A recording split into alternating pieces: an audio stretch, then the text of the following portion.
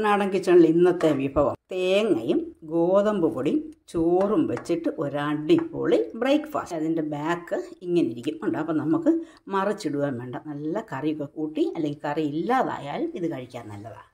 ഒരു ബൗളിലേക്ക് ഒരു 120 ml തേങ്ങാപ്പീരി ഇട്ട് കൊടുക്കുന്നുണ്ട്. അതേ കപ്പിന് തന്നെ ഒരു കപ്പ് ചോറിട്ട് കൊടുക്കുന്നുണ്ട്.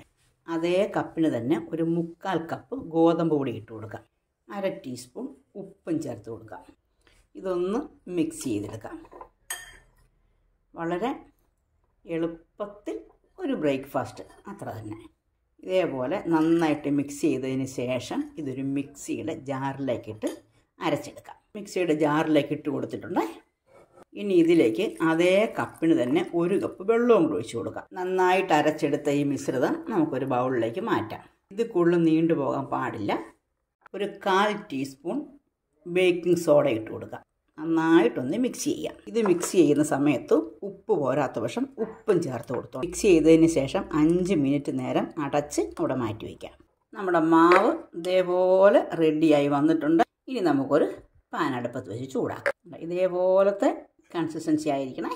പാൻ ചൂടായി വരുമ്പം ഒരല്പം നെയ്യൊന്ന് സ്പ്രെഡ് ചെയ്ത് കൊടുക്കുന്നുണ്ട്. ഇതിൻ്റെ ആവശ്യമില്ല, ആവശ്യമുള്ളവർ ചെയ്താൽ മതി. നന്നായിട്ട് ചൂടായതിന് ശേഷം തീ കുറച്ച് വയ്ക്കണം. ഇതിൽ ഒരു സ്പൂൺ കോഴി നമുക്ക് ഒഴിക്കാം. ഇത് ഇങ്ങനെ മതി, നിരത്ത് ഒന്നും വേണ്ട, ഇങ്ങനെ ഇത്ര മതി. ഇനി തീ കുറച്ച് വെച്ചിട്ട് ഇതൊന്ന് അടച്ച് വയ്ക്കാം. ഇതേപോലെ ഹോൾസൊക്കെ വരാൻ തുടങ്ങും.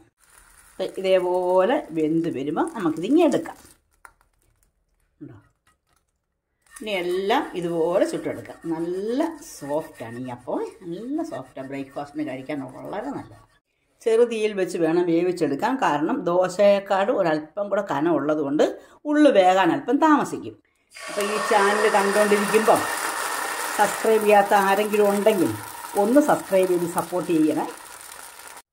തേങ്ങയും പൊടിയും ചോറും ഒക്കെ വെച്ചിട്ടുള്ള രുചികരമായ ബ്രേക്ക്ഫാസ്റ്റ് ഇവിടെ റെഡിയായി വന്നിട്ടുണ്ട്. നിങ്ങളെല്ലാവരും ഇങ്ങനെ ചെയ്ത് നോക്കിയിട്ട് നിങ്ങൾക്ക് ഇഷ്ടപ്പെടുവാണെങ്കിൽ ലൈക്ക് ചെയ്യണം. അതുപോലെ തന്നെ ഉണ്ടാക്കി നോക്കിയിട്ട് നിങ്ങളുടെ ഫീഡ്ബാക്ക് ഒന്ന് അറിയിക്കാനും മറക്കരുത്.